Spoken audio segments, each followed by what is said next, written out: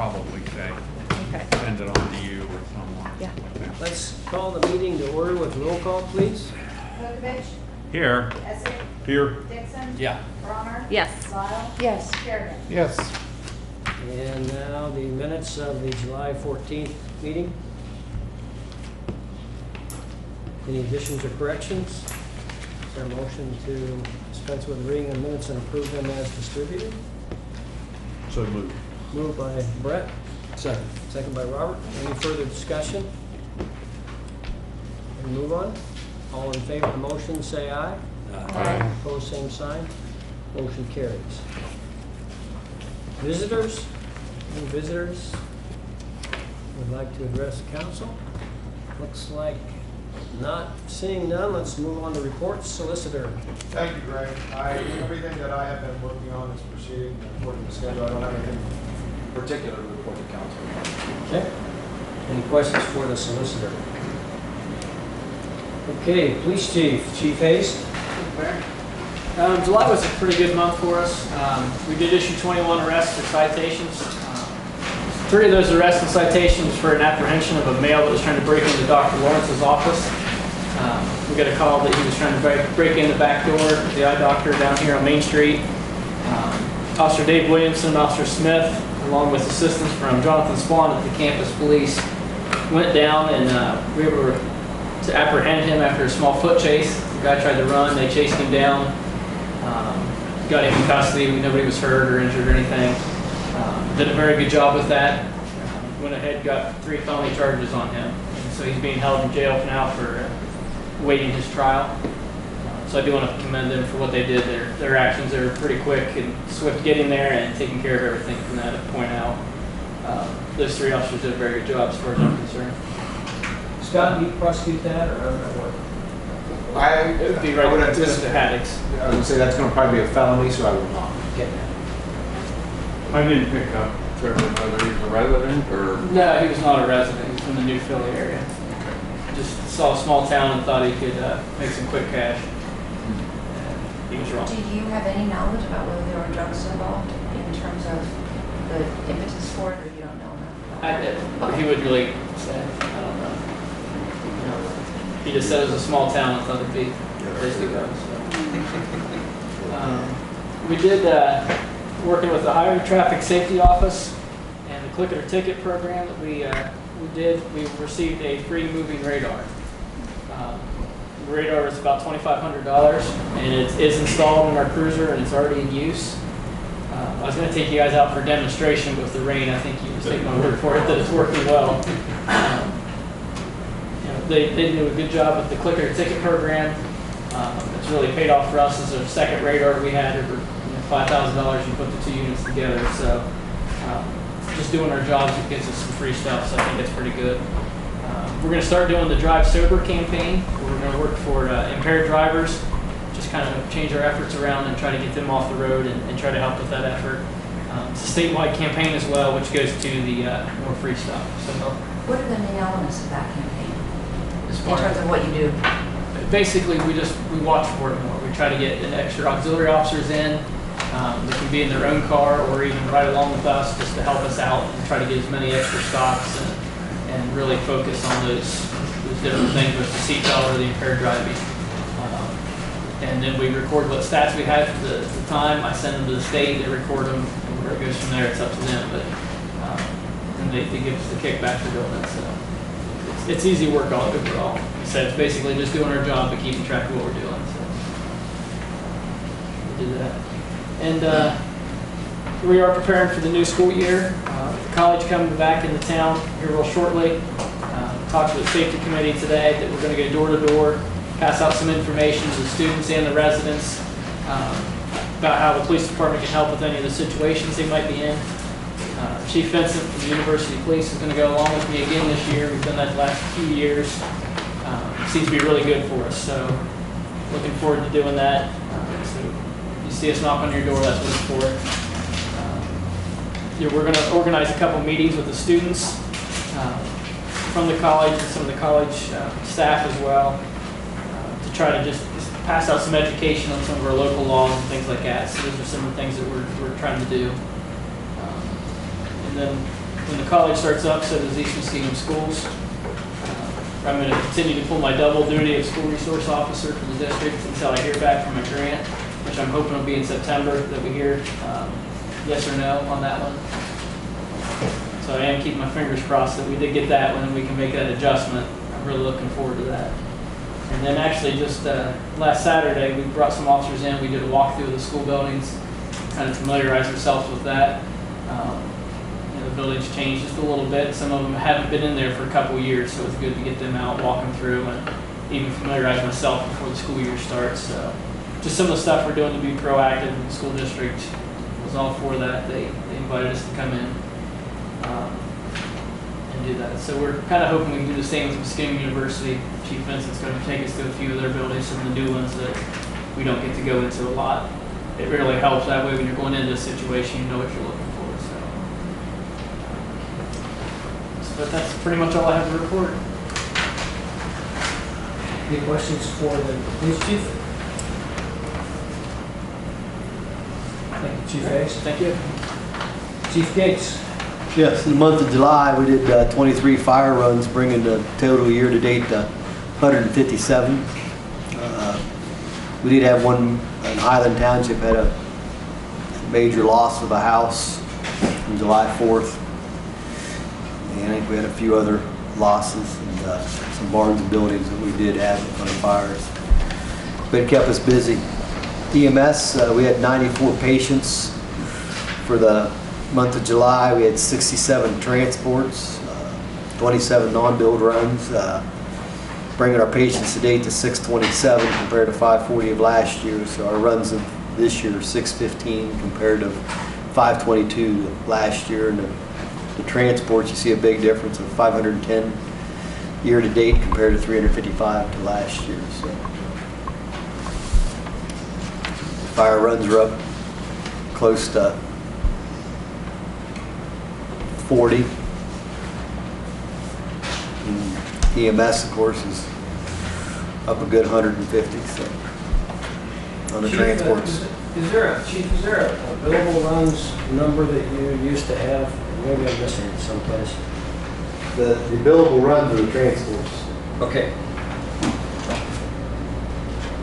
The total bill run 67 adds the year-to-date transport. If it's a transport, we bill for that. Okay. That's a billable run when it's a transport. So I put a letter up on your desk from ISO, Greg. Yep. Because of the new properties being built in town, and I filled out a summary, and the Mid-East Building Department filled out a summary that some of our new buildings, like Community Square, the Community Commons, being built, it's all sprinklered. We're an ISO Class 6 fire department, but they're dropped with our capabilities, and those buildings being sprinklered, they'll be an ISO rating 4, which means a lower insurance for them. It also allows, like Muskingum University, on some of their buildings that are sprinklered that were built before 2014, and our capabilities, they can ask for insurance reduction. As is like Cerner's building is fully sprinklered. They could ask for a reduction now since they're giving it to some other buildings. You could actually work with your insurance company on it. I recommend you wait till the bridge is back open, but it does. But ISO, our truck had insurance covered it, but damage to the bucket, and plus it needed service at Sufton. And as soon as our truck, our tower, 100-foot tower, gets back in here, ISO will be making a visit to the village to reevaluate us anyway. It's been since 1997 since they were here last, when we dropped from a 7 to a 6. So we'll be reevaluated again coming up. So we're hoping to maintain or do a lot better. So When did you expect a result of that, Chief? I have no idea. You know, Greg, last time we didn't hear for 6 months. Okay. When they were here the last time. So we'll be. I told you, I got a small EMS grant also for like $3,500. And as he's talking about the university, just let you know the university's made Finney Hall, Patton Hall, improve the fire alarm system considerably. Really, the only building that needs a little bit of work or updates is Mem Moore. All the other buildings have they really improved the life safety aspects of all their dormitories tremendously. They put a lot of money into their alarm systems this summer. and memoirs online to make it as efficient as like the new buildings, like the Chess Center or Walter Hall or Caldwell Hall has state-of-the-art alarm system. They've upgraded Finney and Patton. And Kelly already had one when they redid it last summer to a state-of-the-art system, which makes a big difference in allowing the students to be able to hear and get out of the building safely. Usually that's what happens to a student not hearing a fire alarm or ignoring it, or is when a student usually dies because of smoking conditions. So, plus, you didn't have to celebrate in Concord down on your grade. Yep. If I can talk about it, is we had a pretty good show with the, and there's not, I don't want to jinx myself here because it's raining and I'm soaking wet now already from being on the interstate, but we hadn't had a concert in the fire hall yet or not. Luckily, we missed the bullet because we had to hurry the people playing the symphony. People had to hurry them along a little bit because we just got their fancy instruments back to Walter Hall just as it started pouring down rain. That's how close we were. But we had a good turnout. But the two bluegrass bands are playing. It'll be the last one of the season. Last time they played, it was one of the largest crowds we ever had. There's two bands playing, so hopefully we'll have good weather and we'll be outside. So. It was a crowded firehouse last time. Yes, it was. It was very, very crowded. Them boys deserve to be outside, but there's no way we could have had Celebrate in Concord with the last group in the firehouse because there'd been no room for anybody else if they were in there playing. But, so there's one last movie night coming up too. I think the 23rd, same day that college students start moving in, is last movie night too. So, and their other movie night went fairly well the last time too. It had a very decent crowd. So it's moving along. Movie so. night is an end card? In card, yes. Okay. We help them set up a screen and coordinate some other things for them. And we actually, the last movie was in the firehouse, which hurt the crowd or people hanging out. But a lot of them hung in there. It was raining and sprinkling, so when we moved it into the fire station.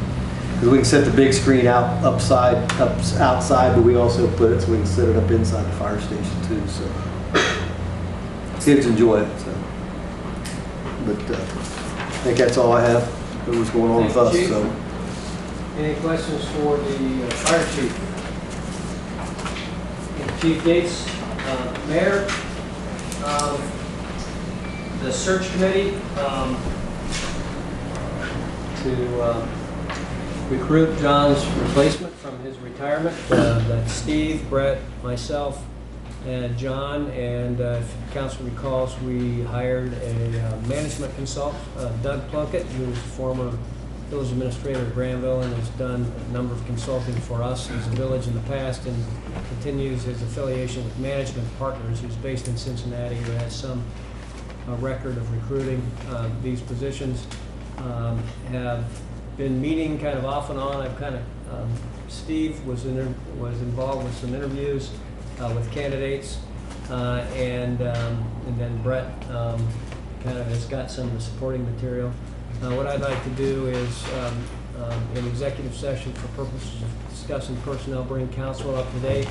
I would not anticipate any action tonight from that, but the process is the mayor makes the appointment and then council affirms that appointment. So I want to make sure that we're in sync with that process so that we can move forward. Hopefully, as you can see, shooting for a special meeting of council August 26th or 28th, so that council can formally contemplate that appointment at that time, hopefully, if all, knock on wood, if everything goes according to plan. So in order for us to be on schedule to hit John's target retirement date at the end of September, we need to get things moving so that we can have somebody have some overlap, a little bit of overlap at least. And John has graciously been willing to help with that transition as he's able to, even beyond that. So we'll be working out those details. I didn't notice that. That's sure. Okay. All right. So does council have a notion for when, which one of those dates might work if we can? Is it a Monday? Tuesday. What nights? It's a 26, Tuesday. 28, Tuesday or Thursday. Tuesday or It's a Tuesday or Thursday. Something 26th and nagging. 28th of September. August. So that's in 2 weeks, just a little more than 2 weeks. Didn't you say I- earlier, Greg, the 27th would be better than? The 26th would be, Yeah. right, yeah. 26th would be best, at least for me, but I'm gonna, whatever we would needed so we can get a majority of council. So maybe the best way, without making you guys commit something right now, would be to email us Email, like yep, within yeah. a day or so, if you could, Yes. between those two dates. A time of day, approximately? At our regular council meeting time, but we could 7:30. meet at 7 if we wanted to. Okay. John, I guess the other piece is that we need to make sure we have, to your point, Jennifer, adequate time for the policy committee to contemplate the other kind of heavy agenda item, and that is to summarize the employee reviews and compensation for the upcoming year. So that's the other kind of piece of heavy business that will be set for that. And probably whether we meet earlier or later may depend on whether we can find another time to give adequate consideration to the results from John and I's review process. That makes sense? Mhm. So if you could email John the 26th or the 28th, what might work for you, and hopefully we can have enough for a council meeting one of those 2 days.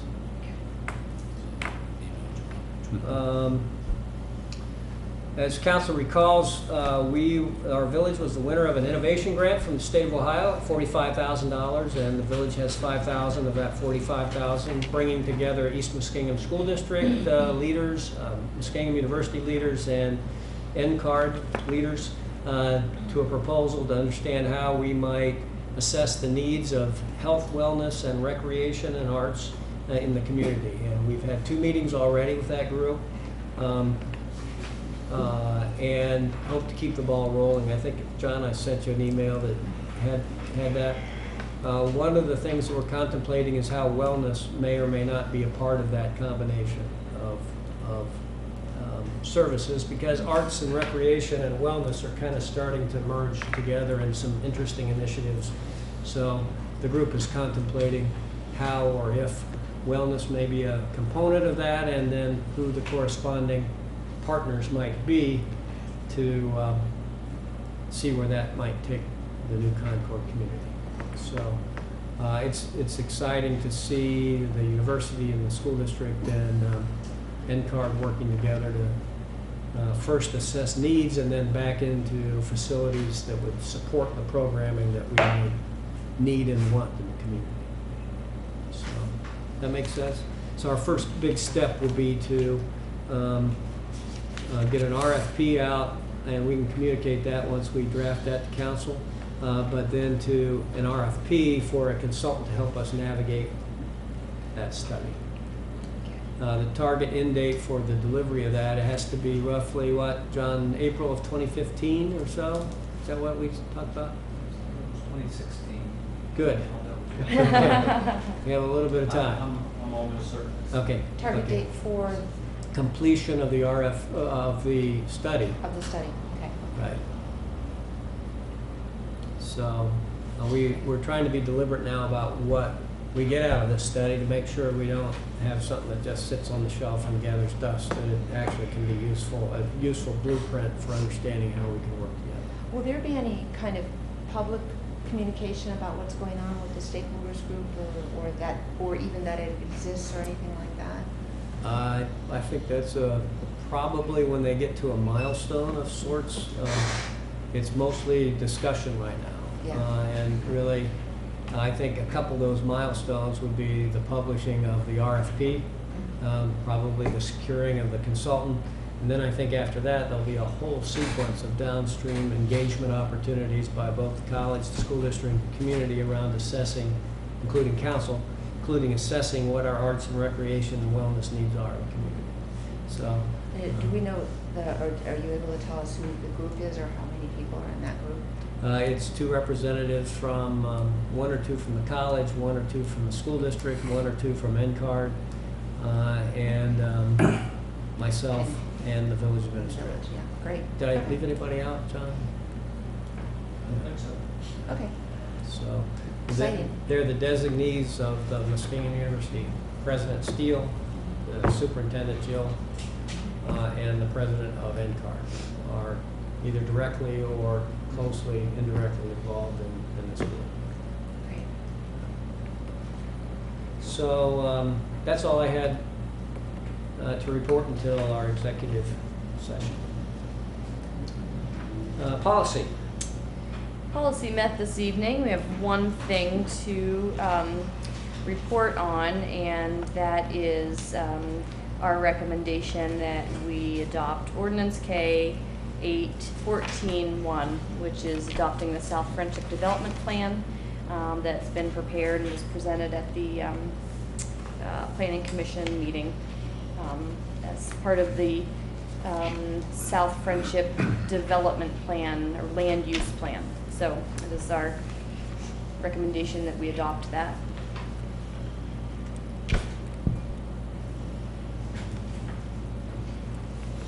Okay.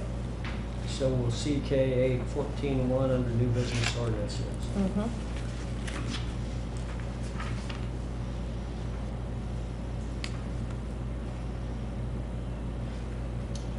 Any other items, Jen? No, not tonight. Okay. Infrastructure. Did not meet. Oh, sorry. We did not meet. Okay. Finance, Steve. Finance Committee met this evening and all members were there, as well as Councilman Kerrigan. We had 5 items on the agenda and we had some discussion on 3 of them. And the first one is our estimated local government revenue, and John reported to us that it is $26,665 this year, and we don't have much choice there. That comes eventually from the state and I think through our county auditor, and all of you were to have signed a form saying you were okay with that. We have no choice. That's up about $500 from last year, but it's only about half of what we received about 2 or 3 years ago because of the economic downturn. So that was one thing. The other 2 things we talked about and have decided to meet later on would be the sewer effluent sales project, where council has preliminarily engaged in some contractual agreements to sell water under certain conditions, and we're going to meet further about that. As well, we did not get to discuss, but decided that the Glen Historic Site request for some help in their financial funding. We needed to talk more about that as a group as well, and we are scheduling a later meeting for at least those 2 subjects. Thirdly, we talked about the Planning Commission recommendation, which on your agenda is Resolution 814-1, and what that involves, people, is sections 3 and 4, or parts 3 and 4 of the initial Plan 1 and 2, the extension that council had initially agreed to for I think $12,000. And this would this request is coming from the Planning Commission, which requests that we expend another 16 or 18,000 to fulfill that plan. And we would ask as a committee that you approve that. There is money in the budget. We were doing some shifting and pulling, I think, out of general funds, and we will still have a fairly healthy carryover. A 4th piece there was a mid-year budget review, and for those of you who are new, at the half-year point, the financial people in our village administration give us a rundown on where we are, and I said to John, articulate what you said to us, because I didn't pick up all of it. Revenues about equal to last year, maybe up slightly. I think income taxes up a little bit, isn't it, Luann? Yes. Yeah. Expenses are also flat except in 2 or 3 areas, and one is fire department personnel, which is up significantly since we hired part-time personnel there, and hopefully we'll have enough looks like we'll have enough in the fire department to get through the rest of the year. going to be close though, because we run a deficit every month between their revenue and their expenses. But we should be able to get through the year. And the budget is just about what we predicted overall. After we get So basically, we're in good shape, we're right on target, we're not bad, we're not good. And we have those areas of concern with the fire department that we all have known about, and I've been one who's saying we need to watch our dollars and we need to continue to be that manner until we see ourselves free for certainty in terms of our finances, and we're not there right now. Anything else, Jennifer, Bill, and do we? Yep, you covered it all. Thank you, Steve. Any other comments, questions on finance? Okay, safety. Brett? Thanks, Greg. Safety met briefly tonight. We covered a few items. First one on there was with our police chief reported on the meeting at the university, which was, along with yourself, the mayor, was a successful event, and just working at how the two entities can work together, and Chief Hayes alluded to it in his report with the going forward with the students coming in this year, some activities, some social events, and getting out, meeting them, and getting that out, and working with the schools. So that kind of covered that. The chief provided everybody, I believe, via email and paper report here on some comparables, first half of the year reports for the last 3 years of citations, and give some good comparables so you can digest that. If you got any questions, we can always forward those on and get a little clarity around them. So we appreciate that. We talked about the township and the EMS contracts. I believe there's been a successful meetings with Union, and the mayor and the fire chief have a meeting tomorrow with Perry. So I know Perry's always been a concern, so they're meeting further on that. We had Chief Hayes brought to us a concern about a guardrail location, so we're going to do a little more investigation on that at working with the landowner partner on that, with how it could be positioned, the cost, and maybe putting up a guardrail and planting some trees to aesthetically block that view, but also provide the safety that could be that we want to help limit that liability there. So that was kind of hit the highlights of what we had tonight. Anybody else have anything to add to that? I think only kudos to Chief Hayes. There's a number of things that we're doing proactively to try to stay ahead of the game, both at East Muskingum School District and at Muskingum University, and dealing with their people. And it takes a lot of energy to try to stay ahead of it. It's easy to react to it. So hats off, Chief, for trying to do some really good programming that hopefully will minimize our risk and ensure safety downstream when or if we need it. So I wonder whether it might be helpful if other council members would like to see the minutes of the notes from the meeting on July 15th, rather than just safety. Is that an appropriate thing to do? Yeah, we can distribute If those. you're If interested. anybody else.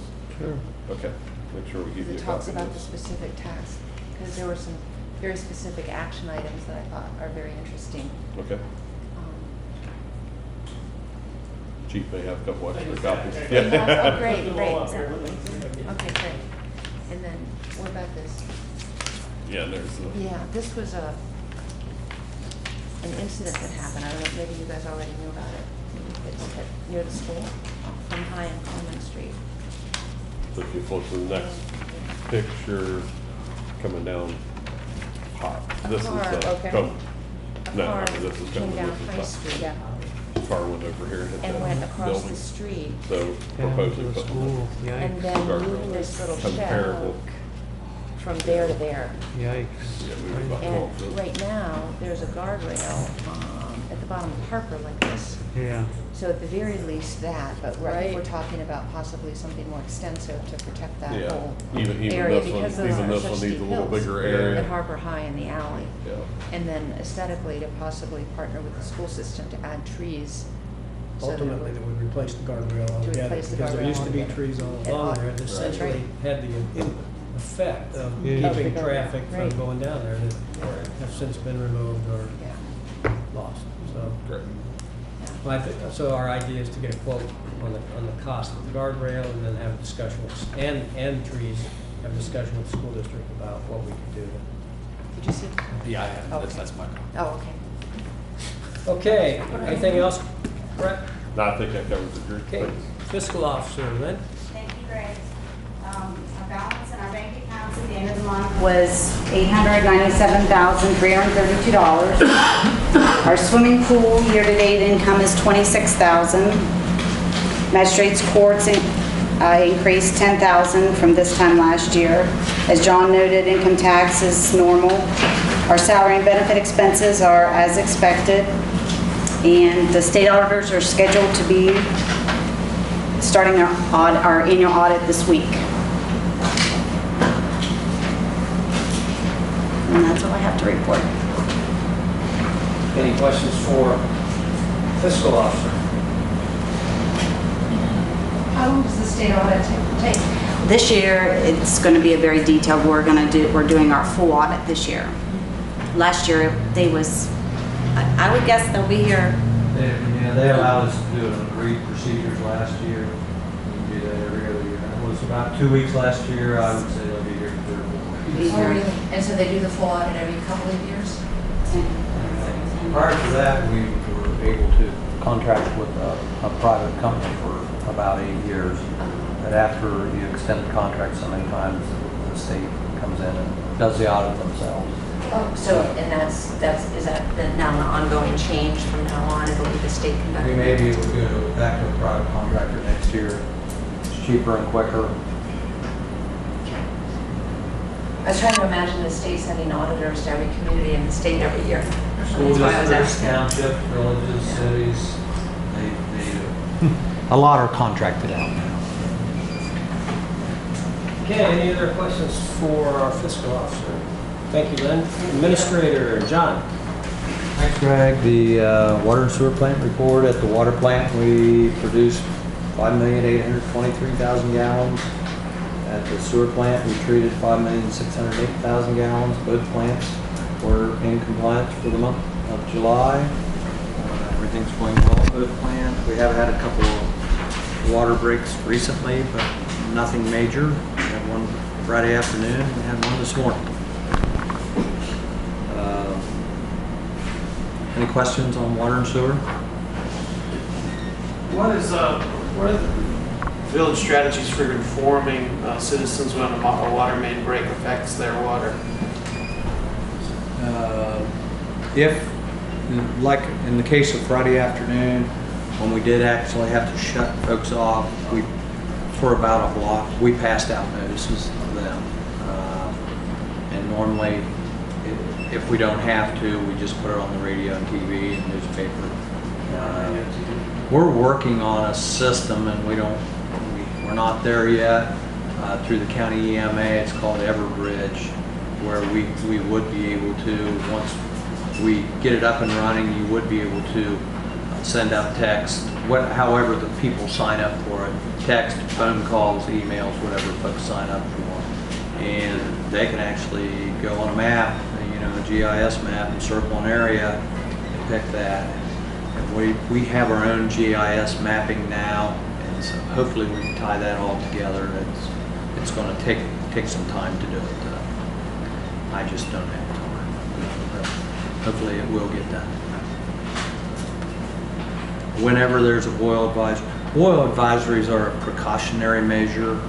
Some communities don't even do them. I think they should. The EPA thinks they should. But whenever we depressurize, we do them. None of our operators want to jeopardize their licenses or their customers, I guess. We keep our website up to date on those incidents too, don't we? Right. Normally they're fixed within a couple hours. I wonder if sending a message out on Nextdoor to Concord, even though we don't have everyone in the village on that, more and more people are using that. I think it might alert people who can then alert their neighbors. And it's an easy thing to do. It doesn't cost any money. Because I don't think the typical person says, oh, I wonder if there's a boiler alert today, I'm gonna go check the website. But, yeah, so that would be, I think, a good. We can do that. Sometimes things like that alarm lots of people that are calling in here that it may not even be near them, related to them. Yeah, so if you have the actual information out there, it's easier to keep people from panicking. Yeah. Well, if I can get Shannon hooked up with that, maybe. Kind of related to that, Chief Gates, maybe you could answer this, but we also had a weather siren in town. That's because there was a tornado that touched down in Jersey. At the time, our tornado sign said it's a policy by the state and our county that when a tornado is in the general area, they don't know which direction it's heading, and there's an actual touchdown, everybody's weather alert siren would go off. Is there a way that we can do what Bill is suggesting with respect to that too? Because it seems like the danger of that is you have Chicken Little with the sky falling, and when you fire that thing off and it's sunny or... Just make sure that people be aware because, it could have headed this direction and it headed northeast, luckily. What are we supposed to do? I didn't know what to do when I heard that. I heard it and I thought, gee, it's not Wednesday. Somewhere in our county, a tornado's been sighted and in which direction it's going. And then what? And it's touched down. To find out anything, I mean, the alert is one thing, but then what? I'll bet I'm as relaxed as John that I have access to the Everbridge system too, and if we have more and more people signed up to it, I can do it even quicker next door to Concord, and it's free. But I think... And I can send a text out. And my guys, I guess that's our fault. We should have put it out on our Twitter and stuff like that, and I don't think we did today. You had it on Facebook. We had it on Facebook. It was on Facebook, told where the... We put it on Facebook. Or on our website or whenever that happens. We have a lot of followers with our Facebook and on our Twitter. You can We get sign it up out. with the county EMA. and you'll get a text. You'll get a text. They'll tell you. They'll tell you what's going on. There's an Amber Alert or... The Yeah. trouble is, in that I thought I case, signed up no, for you that. wouldn't get a text. And the reason is because we really weren't in danger here, even though the siren went. You would have got a text. If we really had a siren. If the siren went off, because once a tornado started in our county, every tornado. But why doesn't the text message go off at the same time? If we are really in danger. Because if you hadn't signed up for it, you won't get the text. But I signed up for something, and I for example, I think I got Because the text snow usually alert. comes out through that when the sirens are blue. If you're signed up for it, you would get a text.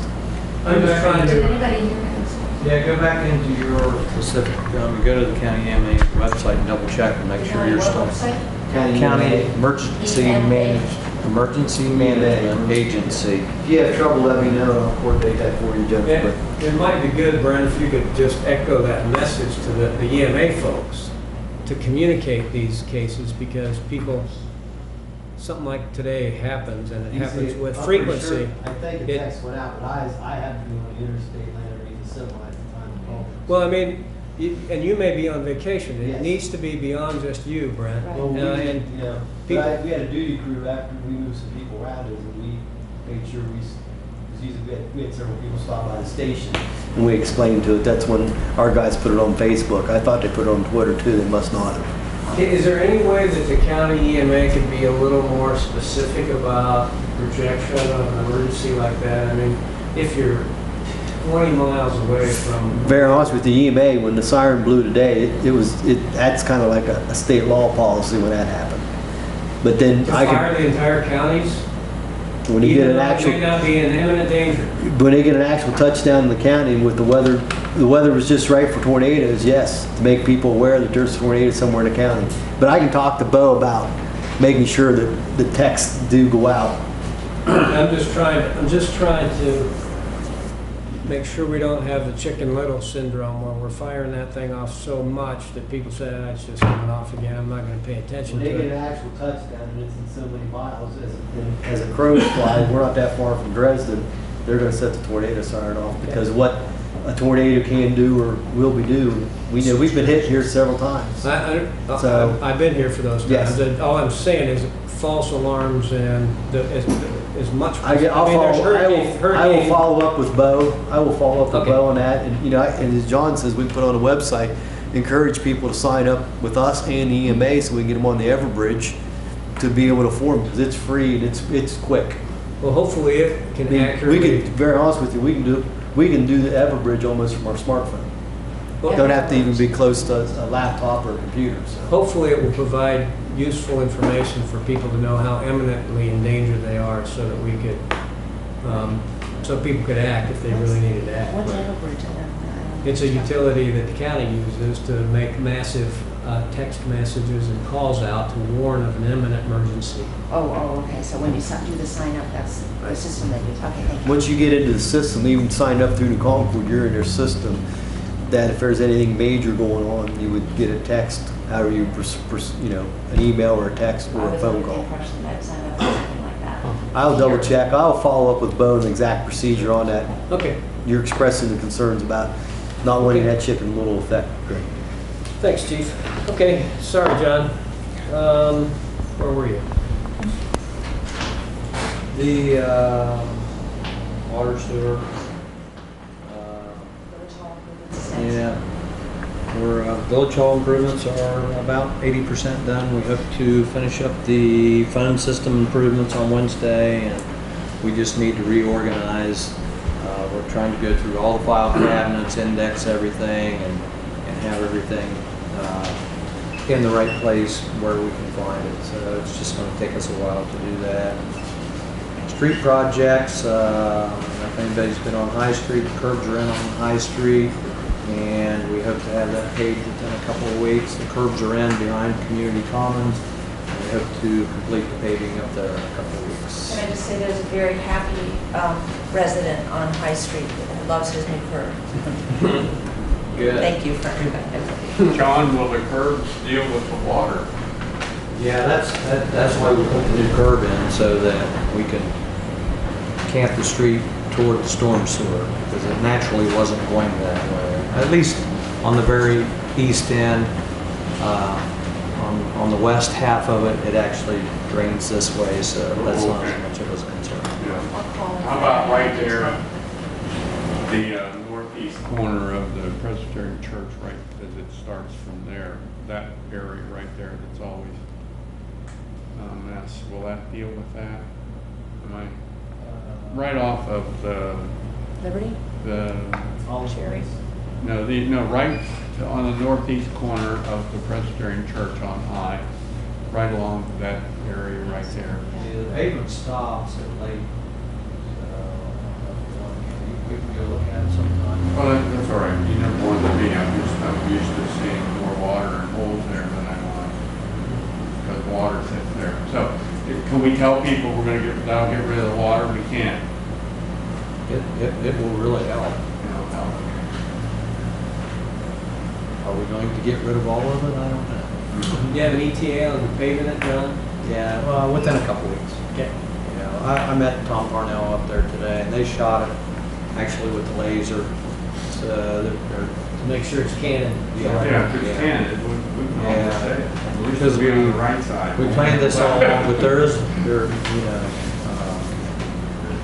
a little crown in the middle that we didn't anticipate. We may have to grind that off. Otherwise, we may not have any mix in the middle, and it'll be so thin that it'll just wear right off. So we may have to grind some off. The other projects seem to be going great. Kind of waiting on the contractor, or waiting on the developer down there to have all of his stuff ready. That way, the paving company can come in, do our work, complete that, and then do their work. Just mobilize one another. We did have a big meeting with the Genesee and Wyoming River Railroad a couple weeks ago. The mayor and myself attended that. There were ODOT officials, county highway department, county engineer. I think we had 7 engineers in the room at once. It was a productive meeting. You know, we didn't come up with any long-term solutions. All agreed the bridge should not be opened until the 83 bridge is open, just because everyone believes that the heavy traffic crossed over the bridge illegally. It's caused structural problems. In the meantime, the railroad has claimed ownership and maintenance responsibility of the bridge. which we had a representative from ODOT's Rail Commission, statewide representative, and after the meeting, Greg and I talked to him, and he said that doesn't always happen. So that was a pretty big achievement for the meeting anyway, that we know who owns it, we know who needs to maintain it. They don't necessarily have to replace it, rebuild it, or anything like that. They're supposed to maintain it. So what will happen next, it needs a load assessment on it, and before it can be repaired. None of the 7 engineers in the room felt they were qualified to do that on a timber frame bridge. They'll have to bring in a consultant that does this, and the railroad estimated that would be 60 to 90 days to get the bridge load rated. Once it's load rated, if it meets the minimum load, which is 3 tons, then the railroad will repair it so it can be opened back up, and then we all agreed to meet again to work on a long-range plan. The objective was to rate it at the same rating it is currently right now, which is 8 tons. Yes. So John deserves a lot of credit for getting 7 engineers in the room, and as you can imagine, none of them necessarily agreed with one another about what the cause or the correction of it will be, but at least we're talking about it and engaging the right folks in discussion about how to resolve it, because bridges like that are expensive propositions, and we're not necessarily constraining ourselves to that solution. We're contemplating other possible solutions, but the given is that we need some access north and south on that side of the town to provide access alternately to South Liberty, south of the railroad. And I skipped the meeting. Greg and I also had a meeting with the Deputy Director of District 5 ODOT, and we talked about some of the issues up there, and they've agreed to repair all the edge of the road berm problems, things like that. And they do have money in their budget to make some pavement repair, and we brought it to their attention some of the problems that have been caused because of poor planning around this project. And not that it's going to resolve anything now, but at least maybe they've learned some lessons on it. But it was a good meeting. I thought so. This, I ask almost daily because of the 2 bridges being out. We can tell them that it's going to be at least 60 to 90 days before that bridge is reopened. And that's only after it's inspected and deemed safe. This bridge? The railroad bridge. Hopefully by November 1st. So likely about the same Yeah, time frame not- that one's fixed. So you were optimistic that they will reopen it? It's been, somebody at some time has load rated it at 8 tons. Okay. So the minimum's 3, so hopefully we can get it opened back up. Hopefully it'll rate it at least 3 ton, and then we can open it up. It will be, we will sign it that way, designated 3 ton. And the Friendship Bridge is still on task for right around November 1st. No, they're still on schedule, October 10th. October 10th. Yeah, on the railroad bridge, probably closer to November 1st. We're pushing them though, Yeah. try to get it on the same schedule. So the citizens ask me again, what's going to happen with that bridge? The 2-sentence answer is, don't expect it to open until at least November, but we hope that it will be reopened. Yeah, it has to meet minimum load rating. But, and everyone did agree that if it doesn't, then it's not worth saving. And then I think we're back to square one with everyone at that point. Well, are we, but it's a railroad's responsibility. Well, the railroad claims it's their responsibility to keep some access across the railroad at 8 tons or better. I mean, that's what we're holding them accountable for. They are a little reluctant to put a hard stake in the ground with respect to how they're, how responsible that they would be, and cited both at that same meeting, the ODOT folks and the county folks and others have cited examples when that sort of thing happens, that it takes a combination of resources from the state and the county and the local to come together to figure some way to improve it or permanently resolve it. And there is a program that I think we may have a shot at some point in the future. Wouldn't be this year, maybe next year's round. The small government program through the Ohio Public Works that hopefully we can get some others to contribute. So I wouldn't want to commit or have, act like they're committing to anything at this point.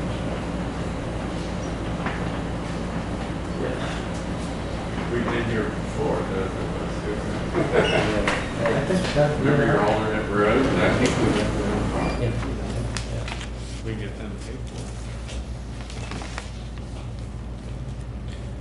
That's all I have. Anything else? Any other questions for John? Are we ready to move to old business?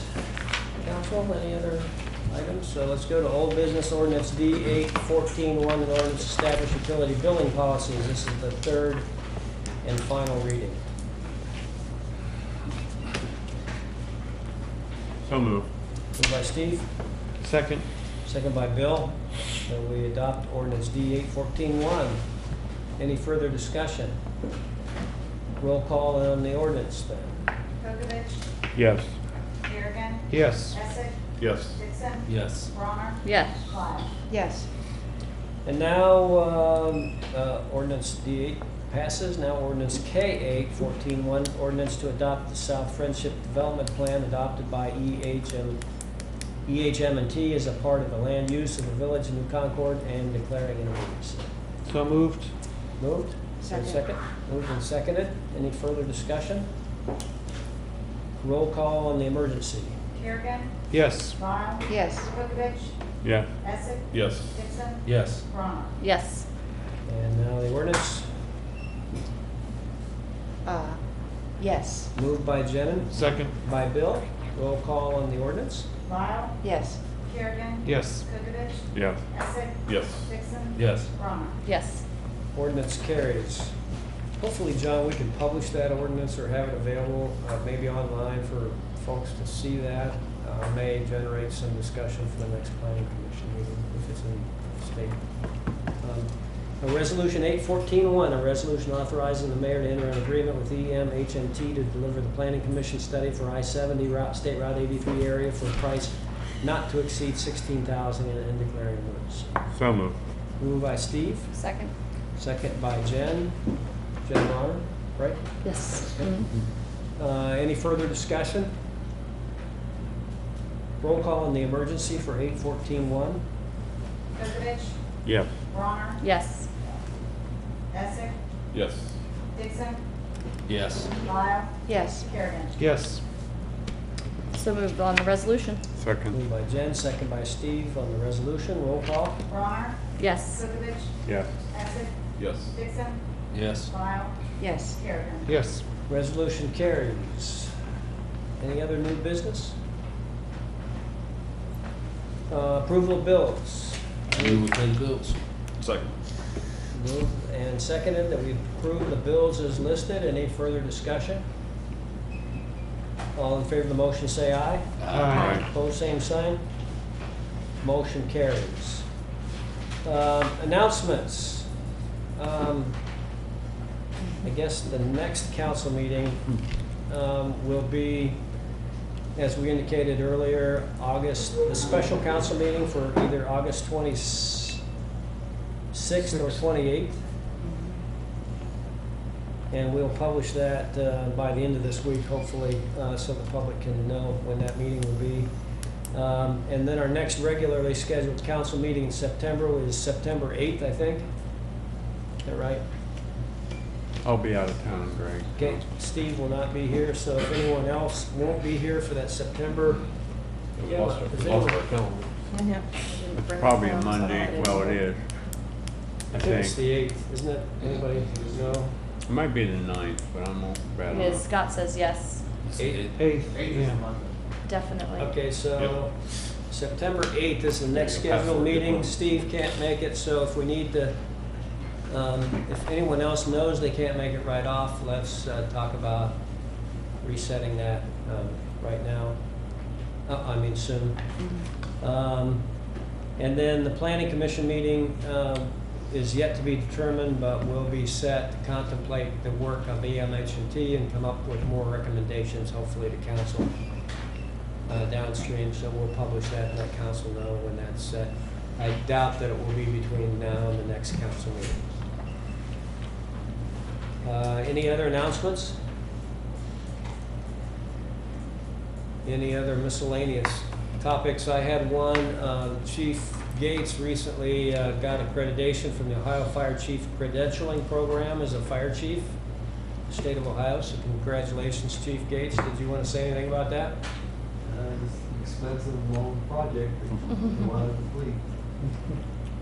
A lot of steps to get the certification and that from the Ohio Fire Chiefs Association. So congratulations, Chief.